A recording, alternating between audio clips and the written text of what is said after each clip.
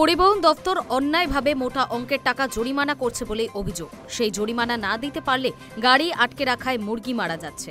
লোকসান হচ্ছে ঝাড়গ্রামের ব্রয়লার মুরগি ব্যবসায়ীদের।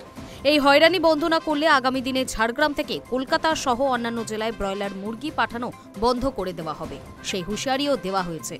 তাহলে কি আগামী দিনে কলকাতায় মুরগির সরবরাহে ঘাটতি হবে? লাফিয়ে বাড়তে পারে চিকেনের দাম? সেই আশঙ্কার কথাও উঠে আসছে। ঝাড়গ্রামে প্রচুর সংখ্যায় ব্রয়লার মুরগির খামার আছে।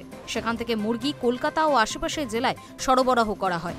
অভিযোগ, ঝাড়গ্রাম থেকে রাজ্যের বিভিন্ন জেলায় মুরগি পরিবহন করতে গিয়ে বারবার পরিবহন দপ্তরের হয়রানির মুখে পড়েছেন ব্যবসায়ীরা। বহু সময় বেশি অঙ্কের টাকা জরিমানা করা হচ্ছে। সেই জরিমানা না দিতে পারলে মুরগি বোঝাই গাড়ি আটকে রাখা হচ্ছে বলে অভিযোগ। দীর্ঘ সময়ে আটকে থাকায় বহু মুরগি মারা যাচ্ছে বলেও দাবি ব্যবসায়ীদের। বিপুল পরিমাণ আর্থিক ক্ষতি হচ্ছে বলে অভিযোগ। নদিয়া, হুগলি, পশ্চিম মেদিনীপুর জেলার ব্যবসায়ীরা ঝাড়গ্রাম পরিবহন দপ্তরে গিয়ে সমস্যার কথা জানান।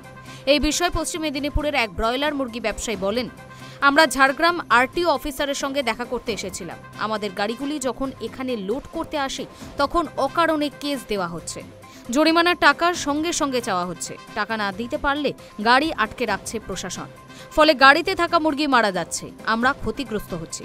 এই সমস্যার সমাধান না হলে মুরগি সরবরাহ বন্ধ করে বৃহত্তর আন্দোলনে নামার হুঁশিয়ারিও দেওয়া হয়েছে।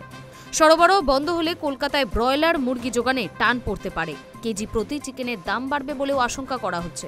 যদিও এই অভিযোগ নিয়ে পরিবহন দফতরের তরফে কিছু জানানো হয়নি বলেই খবর। High News network.